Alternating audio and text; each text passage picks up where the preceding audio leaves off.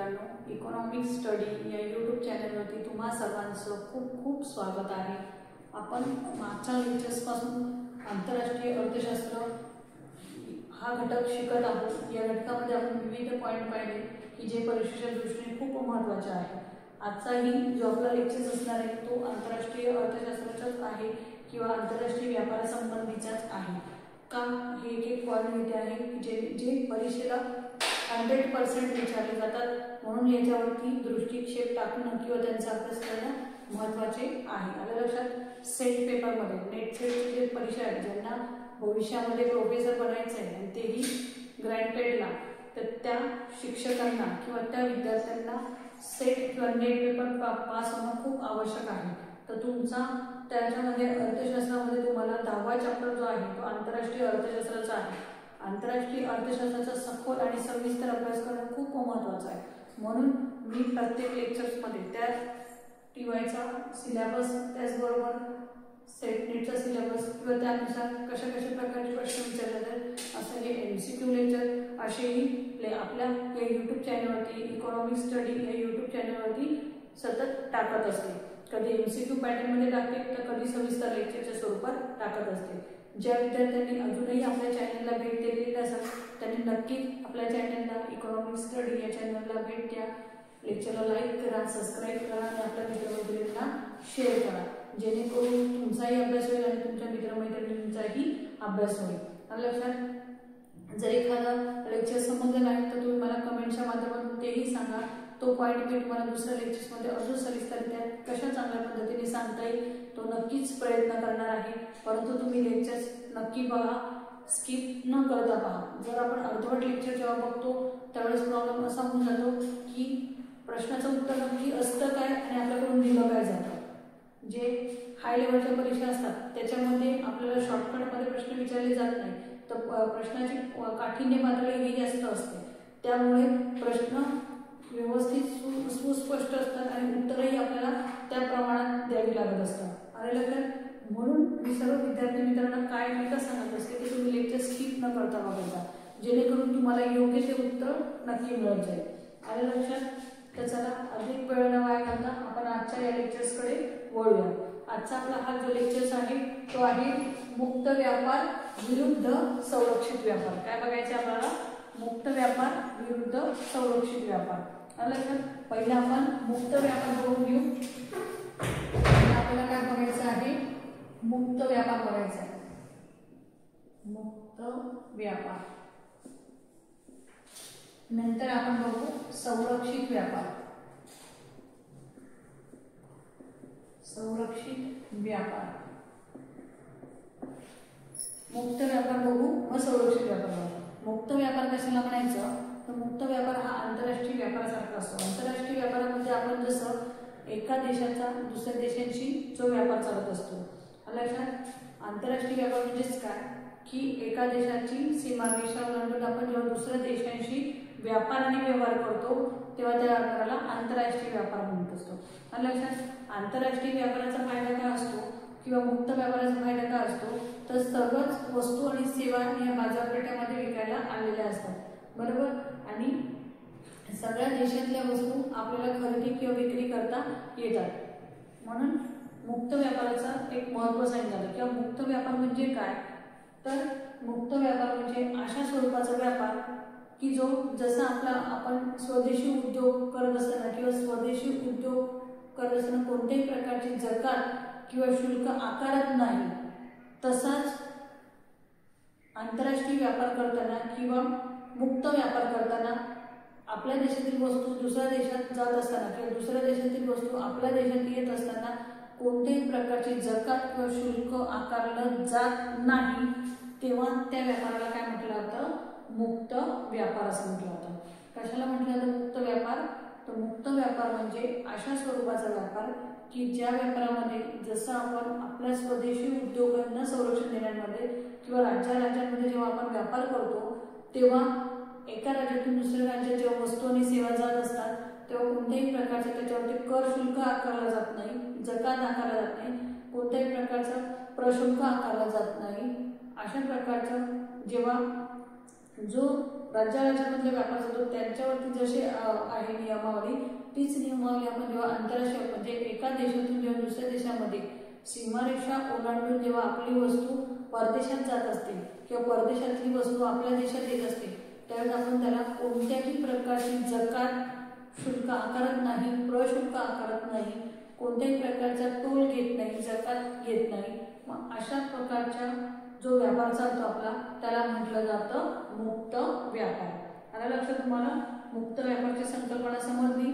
मुक्त व्यापार कशाला म्हणायचं तर मुक्त व्यापार केल्यामुळे काय होतं की आपला इतर देशांशी व्यापारी संबंध, सांस्कृतिक संबंध, सामाजिक संबंध हे कसे होतात? सलोख्याचे होतात.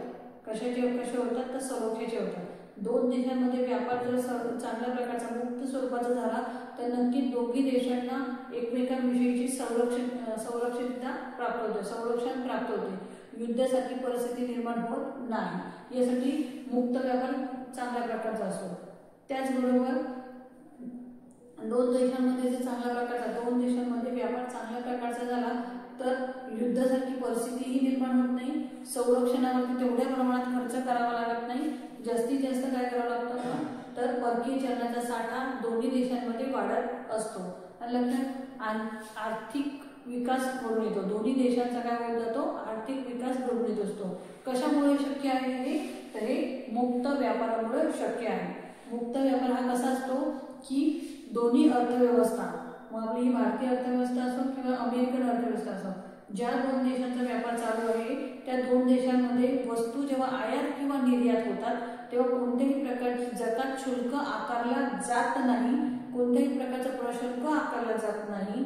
म्हणजे जसं आपण राज्यांमध्ये जेव्हा व्यापार करतो त्यांच्यासाठी जी नियमावली आहे त्यांच्यावरती जशा प्रकारची जकात आकारली जात नाही तीच नियमावली किंवा तशाच प्रकारची जकात कमी प्रकारची किंवा नाही तर मग शुल्कच आकारलं जात नाही, शून्य प्रकारची जकात आकारली जाते, तेव्हा त्या व्यापाराला काय म्हटलं जातं? मुक्त व्यापार. कोणता व्यापार म्हटलं जातं त्याला? मुक्त व्यापार. येत्या लक्षात तुम्हाला? माझ्या मते ही संकल्पना तुम्हाला नक्कीच समजली असेल. जर ज्या विद्यार्थ्याला समजली नसेल त्यांनी मला कमेंटच्या माध्यमातून नक्की सांगा की आम्हाला ही संकल्पना समजली नाही. नेक्स्ट लेक्चरला मी पुन्हा त्याच्यामध्ये बदल करून तुम्हाला शिकवण्याचा प्रयत्न करेल की ज्या अर्थाने तुम्हाला समजेल यासाठी. आलं लक्षात? पुढचा आपण पॉईंट बघून घेऊ. आता याची विरुद्ध बाजू बघून घेऊ आपण, काय? संरक्षित व्यापार.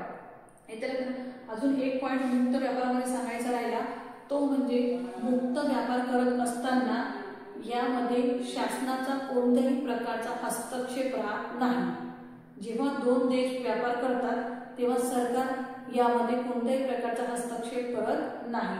म्हणून या व्यापाराला कोणता व्यापार म्हटलं जातं? मुक्त व्यापार असं म्हटलं जातं. आलं लक्षात तुम्हाला? आता दुसरं आहे संरक्षित व्यापार. याची मुक्त व्यापाराची विरुद्ध बाजू म्हणजेच काय? संरक्षित व्यापार. येत्या लक्षात तुम्हाला? संरक्षित व्यापार कसा असतो? संरक्षित व्यापार कशाला म्हणायचा? जेव्हा राज्यांमध्ये व्यापार चालतो, काय सांगते नीट लक्ष द्या, जेव्हा राज्यांमध्ये व्यापार चालतो तेव्हा काय केलं जातं? कर किंवा शुल्क आकारले जाते. कमी किंवा जास्त प्रमाणात कर आकारला जातो, जकात किंवा टोल आकारला जातो. तो व्यापार किंवा एका देशाचा जेव्हा दुसऱ्या देशासोबत व्यापार व्यवहार चालू असतो, दुसऱ्या देशातून वस्तू आपल्या देशात येत असते म्हणजे आयात आणि निर्यात जेव्हा वस्तू होत असतात तेव्हा त्या आयातीवरती आणि निर्यातीवरती जेव्हा शुल्क आकारले जातात, काय आकारलं जातं? शुल्क आकारलं जातं. आणि आपल्या देशातील वस्तूंना किंवा उद्योगांना संरक्षण प्राप्त करून देण्यासाठी सरकारचा यामध्ये सर्वात जास्त हस्तक्षेप असतो. अशा उद्योगांना काय म्हटलं जातं किंवा अशा व्यापाराला काय म्हटलं जातं? संरक्षित व्यापार. आलं लक्षात तुम्हाला? याला काय म्हटलं जातं? संरक्षित व्यापार. आपल्या स्वदेशी उद्योगांना संरक्षण प्राप्त करून देण्यासाठी सरकार मोठा हस्तक्षेप करतं. मोठा हस्तक्षेप करतो म्हणजेच काय? तर सरकार आयात आणि निर्यातीवरती काय आकारतं? कर आकारतं, टोल आकारतं, जकात आकारते किंवा प्रशुल्क आकारतं. का? तर निर्यात जास्तीत जास्त आयात न होता आपल्या स्वदेशी उद्योगांना संरक्षण प्राप्त व्हावं म्हणून प्रत्यक्ष किंवा अप्रत्यक्षपणे अडथळे निर्माण करतं. मग याला काय म्हटलं जातं? हा जो व्यापार चालतो किंवा हा जो व्यापार असतो त्याला म्हटलं जातं संरक्षित व्यापार. आलं लक्षात तुम्हाला? याला म्हटलं जातं संरक्षित व्यापार. परीक्षेला यावर आधारित सुद्धा तुम्हाला प्रश्न पाहायला मिळतील। मुक्त व्यापारामध्ये कसं असतं, मुक्त व्यापारामध्ये सरकारचा हस्तक्षेप राहत नाही, मुक्तपणे व्यापार केला जातो। जे व्यापारी असतात त्यांना वाटलं की आपल्याला स्वदेशामध्ये वस्तू विकायची आहे तर ते राज्यामध्ये वस्तू विकतात, कमी अधिक प्रमाणामध्ये टोल आकारला जातो, किती आकारायचा किंवा किती टोल भरायचा हे त्यांचं ते ठरवत असतात। त्याचबरोबर शक्यतोवर मुक्त व्यापारामध्ये टोल आकारला जात नाही, शक्यतो नसतो, शून्य बरोबरीचा असतो। मुक्त व्यापार म्हणजे कोणत्याही प्रकारचे निर्बंध न लावता जो व्यापार दोन देशांमध्ये किंवा दोन राज्यांमध्ये घडून येत असतो त्याला म्हटलं तर मुक्त व्यापार, येते लक्षात। आणि संरक्षित व्यापार म्हणजे काय, देशी उद्योगांना संरक्षण प्राप्त करून देण्याच्या हेतूने सरकारकडून प्रत्यक्ष किंवा अप्रत्यक्षपणे हस्तक्षेप केला जातो।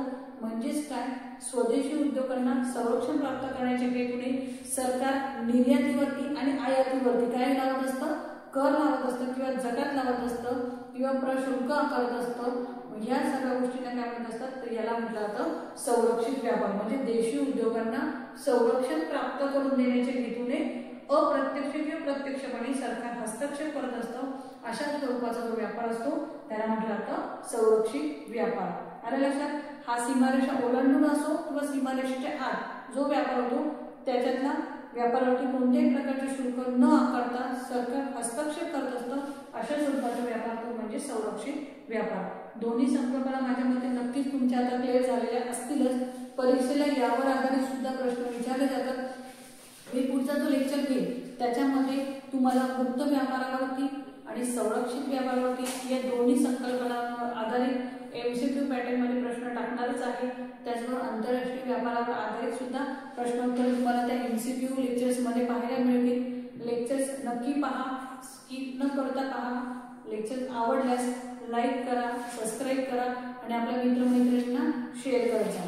पुढचा आपला जो लेक्चर असणार आहे एक सविस्तर लेक्चर घेईल आणि एक असणार आहे तो MCQ पॅटर्नचा लेक्चर असणार आहे, म्हणून सर्वांनी लेक्चर्स पूर्ण पाहायचा। आलं लक्षात। जर काही समजलं नसेल तर कमेंटच्या माध्यमातून मला तुम्ही नक्कीच सांगा, मी नक्कीच त्यामध्ये काहीतरी बदल करण्याचा प्रयत्न करेन। लेक्चर आवडलं असेल तेही तुम्ही मला सांगा, की कारण तुमच्या सांगण्याने किंवा तुमच्या उत्तराने मला नक्कीच प्रोत्साहन मिळणार आहे आणि पुढच्या वेळेस मी नवनवीन असे प्रश्न किंवा नवीन नवीन घटक घेऊन येईन की जे तुमच्या परीक्षेच्या दृष्टीने इम्पॉर्टंट असणार आहे। आलं लक्षात। आवडल्यास लाईक करा, सबस्क्राईब करा आणि मित्रमैत्रिणींना शेअर करा। भेटूया पुढच्या लेक्चरला असाच एक नवीन पॉईंट घेऊन आणि तो जो परीक्षेच्या दृष्टीने आवश्यक राहील असा। लक्षात। तोपर्यंत धन्यवाद।